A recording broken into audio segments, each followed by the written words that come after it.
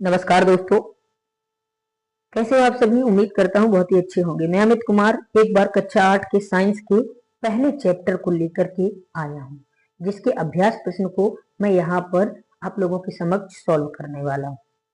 पहला क्वेश्चन कहता है रिक्त स्थानों की पूर्ति कीजिए। पहला क्वेश्चन है, एक स्थान पर एक ही प्रकार की बड़ी मात्रा में उगाए गए पौधों को क्या कहते हैं। तो आप लोग जानते हो कि एक ही जो है खेत में एक ही प्रकार के पौधे बोए जाते हैं तो उसे फसल कहा जाता है। तो पहला ऑप्शन हो जाएगा फसल। ठीक है, पहला क्या हो जाएगा, फसल। सॉरी सॉरी ये गलत है, फसल हो जाएगा। दूसरा, फसल उगाने से पहले प्रथम चरण मिट्टी की क्या कर रहे हैं। तो पहला चरण क्या होता है, फसल उगाने के पहले भाई जुताई की जाती है। जुताई में क्या किया जाता है, मिट्टी को तैयार किया जाता है। तो मिट्टी की तैयारी की जाती है। क्या की जाती है, मिट्टी की तैयारी। तो दूसरा ऑप्शन हो जाएगा मिट्टी की तैयारी करना। तीसरा होता है क्षतिग्रस्त बीज जल की सतह पर क्या करते हैं, तैरते हैं। भाई आप लोग देखे होंगे, अगर आप गेहूं वेहूं धुलते हैं या कोई भी जो है अनाज को धुलते हैं, दाल वगैरह धुलते हैं, चावल वगैरह धुलते हैं, जो हल्के बीज होते हैं वो ऊपर तैरने लगते हैं। तो क्या करते हैं, तीसरा ऑप्शन हो जाएगा तैरना। चौथा है फसल उगाने के लिए पर्याप्त सूर्य का प्रकाश एवं मिट्टी से क्या क्या चाहिए होता है, जल एवं पोषक तत्व। तो पहला ऑप्शन आप जल भी भर सकते हैं, दूसरा पोषक तत्व, या कि पोषक पहला भर सकते हैं, दूसरा जल, कोई भी। तो इस तरीके से आपका पहला क्वेश्चन कंप्लीट हुआ। चलिए दूसरे की ओर चलते हैं। दूसरा है मैच द कॉलम। तो पहला है खरीफ फसल कौन सी है। तो पहले आप लोग जानते हो खरीफ की फसल जो है बरसात के दिनों में बोई जाती है। तो बरसात के दिनों में कौन कौन सी फसल बोई जाती है, धान एवं मक्का। कौन सा, धान एवं मक्का। तो पहला हो जाएगा धान एवं मक्का। दूसरी बात करते हैं रबी की फसल के बारे में। तो रबी की फसल कौन सी है जो ठंड के दिनों में बोई जाती है, वो कौन सी है, गेहूं, चना एवं मटर। आप लोग जानते हो कि अब जो है ठंड के दिनों में गेहूं बोई जाती है। तीसरा है रासायनिक उर्वरक। रासायनिक उर्वरक जो बेटा फैक्ट्रियों में बनाए जाते हैं। तो रासायनिक उर्वरक कौन कौन से हैं, यूरिया एवं सुपर फॉस्फेट। कौन से, यूरिया एवं सुपर फॉस्फेट। चौथा बात करते हैं कार्बनिक खाद। तो कार्बनिक खाद जो ऑर्गेनिक खाद होती है जो घरों में बनाई जाती है, तो पशु अपशिष्ट एवं गोबर मलमूत्र के द्वारा ये बनाई जाती है। तो चौथा ऑप्शन ये हो जाएगा। इस तरीके से सही जोड़ियां भी अपनी कंप्लीट हुई। आगे बढ़ते हैं क्वेश्चन 3 की ओर। क्वेश्चन 3 कहता है कि भाई दो दो उदाहरण दीजिए किसके, खरीफ की फसल के और रबी की फसल के। तो खरीफ की फसल अभी आपने पढ़ा है कि खरीफ की फसल जो है बरसात के दिनों में बोई जाती है। तो खरीफ की फसल के दो उदाहरण जैसे कपास और मक्का हो जाएगा। धान भी आप लिख सकते हैं, बाजरा भी आप लिख सकते हैं। रबी की फसल जो ठंड के दिनों में बोई जाती है, गेहूं, चना, मटर। तो ये सभी क्या है, ठंड के दिनों में बोई जाने वाली रबी की फसलें हैं। इस तरीके से आप लोग इनका जो है डेफिनेशन याद कर लीजिएगा। डेफिनेशन भी आ सकती है। तो रबी की फसल जो है वह फसल जो ठंड के दिनों में या जो है ठंड के दिनों में बोई जाती है, या कि आप ऐसा भी लिख सकते हैं जिसे जो है नवंबर दिसंबर में बोया, अक्टूबर नवंबर में बोया जाता है तथा मार्च अप्रैल में काट लिया जाता है, ऐसा भी लिख सकते हो। ठीक है, इस तरीके से आप डेफिनेशन लिख सकते हो। और अपने जो है आगे आने वाली वीडियो के माध्यम से आप लोगों को और इंटरनल क्वेश्चन किस तरीके से फॉर्म हो सकते हैं आपके बोर्ड एग्जाम में, और मैं जो है बना करके दे दूंगा। चलिए दोस्तों आगे की ओर चलते हैं। चौथा क्वेश्चन है, निम्न पर अपने शब्दों पर एक एक पैराग्राफ लिखिए। तो दोस्तों आइए, पहला है मिट्टी को तैयार करना, दूसरा बुआई, तीसरा निराई। निराई को निदाई कहा जाता है। जो अनवांटेड यानी जो अवांछित पौधे होते हैं, जिन्हें जो जैसे खरपतवार वगैरह हो गया, ऐसे को पौधों को निकालना निदाई कहलाता है। अभी आऊंगा तो समझाऊंगा। और थ्रेसिंग यानी जो भूजी होती है उसमें से बीज को अलग करना, थ्रेसर के माध्यम से आप लोग बेहतर जानते हो, है ना। तो आइए जो है पहले में अपन लोग बात करते हैं। पहला है मिट्टी को तैयार करना। तो मिट्टी को तैयार करना, फसल उगाने से पहले यह प्रथम चरण होता है। आप लोग जानते हो मिट्टी को तैयार करना पहला चरण होता है, फर्स्ट स्टेप होता है। सबसे पहले मिट्टी तैयार की जाती है। इस प्रक्रिया में प्रथम कार्य मिट्टी को पलटना तथा इसे पोला बनाना है। ठीक है, पहले मिट्टी को पलटा जाता है, फिर उसे पोला बनाया जाता है। अभी पोला क्यों बनाया जाता है, पलटा क्यों जाता है, उसके बारे में पढ़ लें। इससे जड़ें भूमि में गहराई तक चली जाती हैं। आप लोग जानते हो मिट्टी अगर पलट गई तो गहराई तक जो है उसकी जड़ें जा सकती हैं, है ना। पोली मिट्टी में जड़ें सरलता से श्वसन कर सकती हैं। अगर मिट्टी पोली होगी, भुरभुरी होगी, तो आसानी से जो है जड़ें होंगी वो श्वसन कर सकती हैं। पोली मिट्टी में केंचुए और सूक्ष्म जीवों की वृद्धि होती है। अब आप लोग जानते हो जो पोली मिट्टी होती है उसमें केंचुए वगैरह ये सारे जो सूक्ष्म जीव होते हैं, माइक्रो ऑर्गेनिज्म, ये सारे उसमें क्या होते हैं, वृद्धि करते हैं, गुणन करते हैं, जो मिट्टी को और पलट कर पोला बनाती है। तो आप लोग जानते हो केचुए वगैरह जहां देखे होंगे वहां की मिट्टी देखा होगा बिल्कुल महीन और साथ ही साथ बहुत चिकनी होती है। आगे बढ़ते हैं, तथा ह्यूमस बनाते हैं। ये पौधों को क्या देते हैं? ह्यूमस प्रदान करते हैं मिट्टी में। मिट्टी को उलटने पलटने एवं पोला करने की प्रक्रिया जुताई कहलाती है। तो जुताई किसे कहते हैं? तो जुताई जो कहलाती है, प्लफिंग, जिसे प्लफ के माध्यम से भी किया जाता है, तो प्लफिंग जो कहलाता है जुताई, वो मिट्टी को उलटना एवं पलटना जुताई कहलाता है। तो 1 नंबर में ये क्वेश्चन आ सकता है।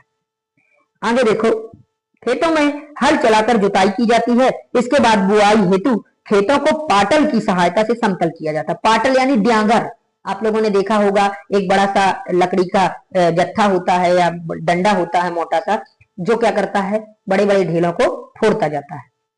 आगे बात करेंगे अपन लोग बुआई को, बुआई की ओर बात करेंगे अपन लोग। तो बुआई में बात करेंगे तो यह खेतों में बीज डालने की विधि है। इसके लिए अच्छी गुणवत्ता वाले बीजों का चयन किया जाता है। अच्छी गुणवत्ता वाले बीज अच्छी किस्म के साफ एवं स्वस्थ बीज होते हैं। ये बीज अच्छी उपज देते हैं। बीजों की बुआई के लिए परंपरागत औजारों को उपयोग में लाते हैं। यह कीप के आकार का होता है। इसमें होकर बीज 2-3 नुकीले सिरे वाले पाइप से होकर गुजरते हैं। ये सिरे मिट्टी को भेद कर बीज को स्थापित कर देते हैं। आजकल बुआई ट्रैक्टर द्वारा संचालित सीड्रिल द्वारा की जाती है। इससे बीज समान दूरी और गहराई पर रहते हैं तथा मिट्टी द्वारा ढक जाते हैं। तो बुआई क्या होता है? बुआई एक महत्वपूर्ण कदम होता है फसल उगाने में। क्यों? क्योंकि आप बीज नहीं बोगे तो फसल कैसे काटोगे। दूसरी बात है, अब जो बीज होता है उसकी बुआई करने के पहले अपन क्या करते हैं? अच्छे किस्म के बीजों को चयन करते हैं जो कि अच्छी उपज देते हैं। आई बात समझ में? तो अच्छे बीज होंगे तभी तो है। जैसे आप लोग भी स्वस्थ होते हैं तो फुर्ती से काम कर पाते हो, इसी तरीके से अगर घुने हुए गेहूं होंगे तो कमजोर पौधा होगा, स्वस्थ बीज होंगे तो अच्छा पौधा होगा। तो इसीलिए अच्छी किस्म के बीजों को चयन किया जाता है। आजकल देखा होगा हाइब्रिड बीज लाते हैं, वो स्वस्थ बीज होते हैं, है ना। साथ ही साथ हल्के द्वारा भी, हल्के माध्यम से उसमें कीप होती है, उसमें बीज डाला जाता है, जो एक समान डिस्टेंस पर जो है बीज बोया जाता है। ये परंपरागत मतलब ट्रेडिशनल टूल हो गया जो पुराने जमाने में अपनाया जाता था। आजकल तो आप लोग जानते हो ट्रैक्टर के माध्यम से सीड्रिल जो होता है उसके बुआई की जाती है, जो कि एक बीजों को समान दूरी पर बोता है। और कल्टीवेटर का भी उपयोग किया जाता है। छिड़काव मेथड के कल्टीवेटर से जुताई होती है, साथ ही साथ जो किसान होता है वो छिड़काव मेथड अपनाता है, तो वो बात अलग है। तो सीड्रिल के माध्यम से, सीड्रिल भी क्या करता है? समान दूरी पर बीजों को बोता है, साथ ही साथ वो मिट्टी से ढकता जाता है, ताकि मतलब ऐसा ढकता है कि ज्यादा गहराई पर भी न जाए, एक समान गहराई पर, एक उचित गहराई पर। ओके, चलिए आगे बढ़ते हैं अपन लोग। आगे बढ़ेंगे तो अब निदाई की बात आ गई। निदाई तो खेतों में कुछ अनवांटेड प्लांट आ जाते हैं, यानी कई अवांछित पौधे प्राकृतिक रूप से उग आते हैं। वे अवांछित पौधे खरपतवार कहलाते हैं।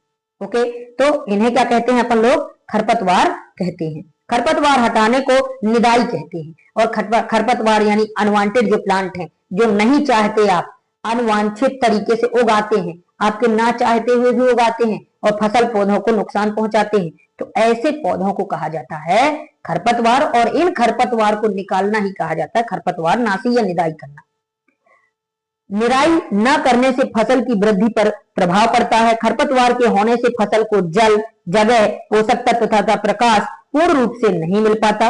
ये कटाई में भी बाधा डालते हैं। कुछ खरपतवार मनुष्य एवं पशुओं के लिए विषैले भी हो सकते हैं। फसल को उगाने से पहले खेत जोतने से खरपतवार आसानी से हट जाते हैं। ये सूखकर मिट्टी में मिल जाते हैं। खरपतवार हटाने का उचित समय पुष्पन एवं बीज बनने से पहले का होता है। खरपतवार पौधों को हाथ से जड़ सहित उखाड़कर अथवा भूमि के निकट काटकर किया जाता है। यह कार्य को खुरपी या हैरो की सहायता से किया जाता है। आप लोग आजकल देखते हो जो अनवांटेड प्लांट होते हैं, जैसे अपन लोग जुताई करते हैं तो कई उसमें पौधे उगे होते हैं जो अनावश्यक होते हैं, तो उन अनावश्यक पौधों को हटा दिया जाता है और वो कहीं कहीं नहीं, इधर उधर नहीं फेंके जाते, उसी में डले रहते हैं। तो जैसे जड़ उखड़ी तो पौधा सूख गया और वो उसी में मिल जाते हैं और वो पोषक तत्व की तरह कार्य करते हैं मिट्टी में मिल करके। तो ये अनवांटेड प्लांट होते हैं। ये जो है फसल पौधों को बेटा जल के लिए, स्पेस के लिए, स्थान के लिए, सूर्य की रोशनी के लिए कंपटीशन पैदा कर देते हैं। तो इसीलिए इनको जो है पुष्पन के पहले, यानी बीज लगने के पहले, जब पौधा छोटे होते हैं, ये उगते हैं, तभी इनको हटा दो। नहीं तो ये बड़े हो जाते हैं तो फिर ये जो है पोषक तत्वों की जो है कंपटीशन पैदा कर देते हैं, प्रतिस्पर्धा पैदा करेंगे। ये भी पौधे हैं तो ये भी बेटा जो है पोषक तत्व जल और जो है सूर्य की रोशनी को लेंगे। तो इसीलिए इनको टाइम टाइम पर निकालते रहना चाहिए। चलिए आगे बढ़ते हैं। थ्रेसिंग के बारे में, तो जब फसल पक जाती है तो उसे काटा जाता है। फसल को काटना कटाई कहलाती है। आप लोग जानते हो फसल पक जाती तभी कटाई की जाती है, तो इसे कटाई कहते हैं। काटी गई फसल से बीजों दानों को अलग किया जाता है, इसे थ्रेसिंग कहते हैं।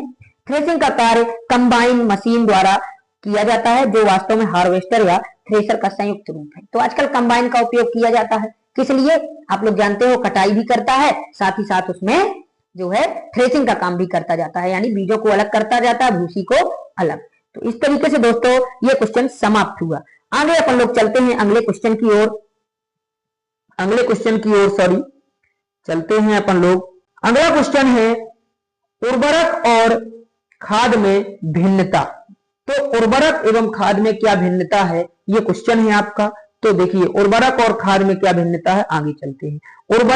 उर्वरक जो कि एक अकार्बनिक लवण है, अकार्बनिक यानी इनऑर्गेनिक लवण है। खाद एक क्या है, यह प्राकृतिक पदार्थ है जो गोबर, मानव अपशिष्ट एवं पौधों के अवशेष के विघटन से बनाया जाता है। उर्वरक के बारे में देखिए, इसका उत्पादन फैक्ट्री में किया जाता है, जबकि खाद का उत्पादन कहाँ बनाया जाता है बेटा? खेतों में बनाई जाती है। उर्वरक जो है ये मिट्टी को ह्यूमस प्राप्त नहीं होती, मिट्टी को इनसे ह्यूमस नहीं मिलता, जबकि खाद से जो है इससे मिट्टी को प्रचुर मात्रा में ह्यूमस मिलते हैं। इधर उर्वरक के बारे में, इसमें पादक पोषक प्रचुर मात्रा में होते हैं। पादक को जो पोषक तत्व होते हैं ना, जैसे पोटास हो गया है ना, नाइट्रोजन हो गया, तो नाइट्रोजन की मिट्टी में कमी होती है तभी तो किसान खाद डालता है। आप लोगों ने देखा होगा डीएपी, यूरिया, ये खाद जो डाला जाता है यही तो जो है एक उर्वरक के रूप में कार्य करते हैं। यही अकार्बनिक पदार्थ हैं जो फैक्ट्री में बनाए जाते हैं। गोबर खाद से थोड़ी बनाई जाती है। ये खाद जो होती है इसमें पादप पोषक अपेक्षाकृत कम मात्रा में होते हैं, तो गोबर में ज्यादातर, लेकिन ये जो है मिट्टी को ह्यूमस प्रदान करते हैं और उनसे ह्यूमस कम मिलता है, किससे? उर्वरक से। लेकिन खाद से ह्यूमस अच्छा मिलता है मिट्टी को। लेकिन जो उर्वरक है, उर्वरक में जो पोषक तत्वों की मात्रा होती है वो बेहतर होती है, इसलिए खाद डाला जाता है भाई। पोषक तत्वों के माध्यम से ही पौधे बढ़िया से मजबूत होते हैं और मोटे होते हैं और लंबे होते हैं, है ना। चलिए आगे बढ़ते हैं। इस तरीके से आप अंतर लिख दीजिएगा, हो सकता है ये क्वेश्चन आपके बोर्ड एग्जाम में आ जाए, देख सकते हो। आगे चलते हैं। क्वेश्चन 6वां है, सिंचाई किसे कहते हैं? यह संरक्षित करने वाली सिंचाई की 2 विधियां का वर्णन कीजिए। जल को संरक्षित करने वाली, तो देखिए सिंचाई किसे कहते हैं उसके बारे में बात करेंगे। सिंचाई के बारे में, तो उचित समय एवं विभिन्न समयांतराल पर खेत में जल देना सिंचाई कहलाता है। तो ऐसा नहीं कि लगातार पानी देना, उचित समय अंतराल में। जैसे अब पानी की डिमांड है, अब बीज थोड़ी सा बड़ा हुआ, पलेवा लगाया जाता है गेहूं में, फिर 3 पानी लगाई जाती है, 15 दिन में, फिर अगला 30 दिन में, अगला फिर 45 दिन में। इस तरीके से पानी लगाया जाता है 15-20 दिन के अंतराल में। तो जब फसल पौधे को पानी चाहिए तब आप लगातार एक रेगुलर इंटरवल में पानी दीजिए, है ना, ताकि फसल पौधा मजबूत हो और एक जो है जल की कमी उसमें ना बनी रहे, नमी बनी रहे। चलिए, तो उचित समय एवं विभिन्न समयांतराल पर खेत में जल देना सिंचाई कहलाता है। जल संरक्षित करने वाली जो है सिंचाई की 2 विधियां कौन कौन सी हैं? एक है छिड़काव तंत्र, एक है ड्रिप तंत्र। छिड़काव तंत्र को इंग्लिश में स्प्रिंकलर सिस्टम और ड्रिप तंत्र को आप लोग जो है ड्रिप सिस्टम कहते हैं। छिड़काव तंत्र कहां पर उपयोग में लाया जाता है? आइए, इस विधि का उपयोग असमतल भूमि जहां जल कम मात्रा में उपलब्ध हो किया जाता है। इस विधि में पाइपों के ऊपर घूमने वाले नोजल लगे होते हैं। ये पाइप निश्चित दूरी पर मुख्य पाइप से जुड़े होते हैं। जब पंप द्वारा जल को मुख्य पाइप में भेजा जाता है तो यह घूमते हुए नोजल से बाहर निकल कर पौधों पर वर्षा की भांति छिड़काव करता है। बलुई मिट्टी के लिए यह विधि अत्यंत उपयोगी है। तो आप लोग जानते हो दोस्तों कि अपने देश में एक समतल जमीन तो है नहीं, कहीं ऊबड़ खाबड़, कहीं ऊंची है जमीन तो कहीं नीची है, यानी असमतल जमीन है, एक समान नहीं है, ऊबड़ खाबड़ है, ऊंची नीची है। तो क्या होता है कि वहां पर छिड़काव तंत्र काम आता है। वहां पर जहां पर पानी की कमी होती है तो वहां पर भी ये तंत्र काम आता है। क्यों? क्योंकि कहीं पानी की कमी है तो कितना पानी देना है फसल को, उतना ही, ताकि बर्बाद न जाए। तो इस तरीके से यह जो है उन स्थानों पर उपयोगी है। और इसमें क्या होता है, आप लोगों ने देखा होगा आजकल एक पाइप होता है जो पूरे में बिछा दिया जाता है, उसमें एक पाइप डंडा लगा होता है ऊपर की ओर, और उसमें नोजल जो है चारों ओर पानी के नचते हैं। जो है बूंद बूंद करके बाहर निकलता है उनसे पानी। तो इस तरीके से जो है मतलब जो है एक नोजल लगे होते हैं जिसके माध्यम से पानी बाहर आता है। ओके, और उसमें जब मेन पाइप से पानी बहता रहता है, जैसे आप लोग जो है जानते हो कि आपके घरों में नल लगे हुए होते हैं, तो क्या होते हैं, एक मेन पाइप होती है उससे नल लगे होते हैं। इसी तरीके से ये भी जो पाइप होते हैं एक मेन पाइप में लगे हुए होते हैं और ये स्प्रिंकलर सिस्टम के समान दूरी पर लगे होते हैं। जैसे कहीं लिखे होंगे 5-5 मीटर, 4-4 मीटर, है ना, ताकि फसल को पर्याप्त पानी मिल सके और वेस्ट भी पानी ना जाए। आगे बात करते हैं ड्रिप तंत्र की। तो ये ड्रिप बूंद बूंद प्रणाली, इस विधि में जल बूंद बूंद करके पौधों पर गिरा दिया जाता है। इस विधि का उपयोग करने से जल व्यर्थ नहीं जाता। इस विधि का उपयोग कहाँ करते हैं, तो फलदार पौधों, बगीचों एवं वृक्षों को पानी देने के लिए सर्वोत्तम विधि है। यह जल कमी वाले क्षेत्रों के लिए अधिक उपयोगी है। तो जहां पर पानी की कमी हो तो ऐसे जो है तंत्रों का आप उपयोग करके जो है आप क्या कर सकते हो, पानी का संरक्षण कर सकते हो, साथ ही साथ आपकी फसल को पानी भी मिल जाएगा। तो यही है सिंचाई। ये क्वेश्चन भी अच्छा है, आप पढ़ के रखिएगा। चलिए आगे बढ़ते हैं अगले क्वेश्चन की ओर। अगला क्वेश्चन है क्वेश्चन 7, यदि गेहूं को खरीफ ऋतु में उगाया जाए तो क्या होगा, चर्चा कीजिए। आप लोग बेहतर जानते हो दोस्तों कि जो गेहूं होता है, कौन, गेहूं एक कैसी फसल है, गेहूं एक रबी की फसल है जो ठंड के दिनों में उगाई जाती है। लेकिन क्वेश्चन में यह बोला है कि अगर आप बरसात में उगाते हो यानी खरीफ ऋतु में उगाते हो यानी वर्षा ऋतु में उगाते हो तो क्या होगा, अपने उत्तर को स्पष्ट कीजिए। तो गेहूं रबी की फसल है, इसे शीत ऋतु में उगाया जाता है। खरीफ की फसल जून से सितंबर तक होती है। इस समय वर्षा काफी अधिक मात्रा में होती है। आप लोग जानते हो वर्षा ऋतु है तो वर्षा में तो अधिक एक्सेस रेन होगी, बहुत अधिक मात्रा में बारिश बरसेगी। यदि गेहूं को इस समय उगाया जाए तो गेहूं के पौधे अधिक मात्रा में पानी मिलने की वजह से सड़कर खराब हो जाएंगे और फसल नष्ट हो जाएगी।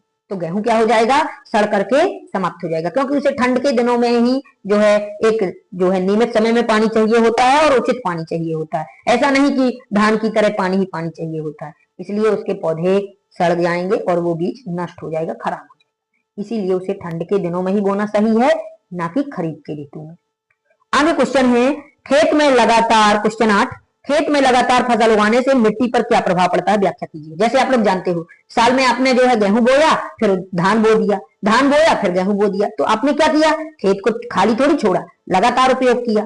तो क्या होता है, लगातार उपयोग करने से क्या मिट्टी पर प्रभाव पड़ता है। आइए, खेत में लगातार फसल उगाने से मिट्टी में पोषक तत्वों की कमी आ जाती है। अगर मान लो धान की फसल अब कट गई होगी इन दिनों, तो अगर फसल जो है वर्षा ऋतु में अब अक्टूबर नवंबर है, नवंबर में अगर फसल धान की कट गई है तो वो जो पोषक तत्व रहे होंगे ऊपर की मिट्टी के, तो वो कौन ले लिया होगा, धान के फसल के पौधों ने, या कि जो फसल बोई गई है खरीफ ऋतु में तो उसने ले लिया होगा। तो इस कमी को पूरा करने के लिए किसान खेतों में खाद तथा उर्वरक डालते हैं, है ना। आप लोग जानते हो कि जो उर्वरक वगैरह है ये जो है किसान डालते हैं, जैसे आप लोग जानते हैं यूरिया वगैरह, है ना, डीएपी वगैरह, काली खाद और सफेद खाद ये डाला जाता है, पोटास वगैरह। इससे किसान एक फसल के बाद दूसरी किस्म की फसल उगाते हैं। खेत में अपर्याप्त खाद होने से पौधे कमजोर हो जाते हैं। अब देखिए, क्योंकि पिछली फसल ने तो भाई पूरे पोषक तत्व ले लिए, अब उसे जुताई करके पलटा जाएगा तो थोड़ा बहुत पोषक तत्व ऊपर आएंगे। लेकिन आप लोग क्या करते हो, पोषक तत्वों की कमी को पूरा करने के लिए किसान क्या करते हैं कि खाद डालते हैं, उर्वरक का उपयोग करते हैं, ताकि जो है उसमें पर्याप्त जो है पोषक तत्वों की पूर्ति होती रहे। आगे बढ़ते हैं, चलिए दोस्तों अगला क्वेश्चन है खरपतवार क्या है, हम उसका नियंत्रण कैसे कर सकते हैं। ये आ गया भैया कि जो खरपतवार है वो क्या होता है और उसे कैसे नियंत्रित किया जा सकता है। तो अभी आपने पढ़ा है कि खेत में फसल के साथ कुछ अवांछित पौधे उगाते, नहीं चाहते हो फिर भी उगाते, इन पौधों को खरपतवार कहते हैं। इनको हटाना आवश्यक होता है, अन्यथा ये फसल की वृद्धि में बाधा डालते हैं। पशुओं और मनुष्यों के लिए ये विषैले हानिकारक भी हो सकते हैं। अब बाधा कैसे डालते हैं, जैसे पौधा है तो दोनों पौधे अगर अगल बगल में उगे होंगे तो ये भी पानी चाहेगा, क्योंकि ये पौधा है वो भी पौधा है। तो हमारा जो फसल पौधा है उसको जो पूरा मिलना चाहिए था वो आधा से भी कम मिल पाता है, और ये पौधे क्या हो जाते हैं, बहुत तेजी से वृद्धि करते हैं। हमारा फसल पौधा थोड़ी सा टाइम टाइम पे वृद्धि करता है अपने निश्चित समय अनुसार। लेकिन ये पौधे क्या करते हैं, जैसे पोषक तत्व मिला ये ज्यादा एब्जॉर्ब करके उग जाते हैं अवशोषित करके। तो इन पौधों को लगातार क्या करते रहना चाहिए दोस्तों, समय समय पर हटाते रहना चाहिए। वैसे तो बीज पड़ने के पहले ही हटा देना चाहिए, है ना, खुरपी के माध्यम से मतलब समतल कर देना चाहिए इनको, और पहले तो जुताई की जाती है तो ये कुछ जो है नष्ट हो जाती है। तो इनका नियंत्रण किस प्रकार किया जाता है इसके बारे में अब चर्चा करेंगे। फसल उगाने से पहले खेत जोतकर इन्हें नष्ट किया जा सकता है। खेत जोतने पर ये सूख कर नष्ट हो जाते हैं। तो जब आप लोग बुआई करने के पहले जुताई करते हो तो जो भी पौधे होंगे वो क्या हो जाते हैं, उखड़ जाते हैं और सूख जाते हैं और उसी में मिट्टी में जो है मिल जाते हैं। पुष्पन एवं बीज बनने से पहले इन्हें हाथ से, खुरपी से या हैरो की सहायता से हटाया जा सकता है। तो खुरपी के माध्यम से या हाथ से उखाड़ करके भी इन्हें फेंक दिया जाता है।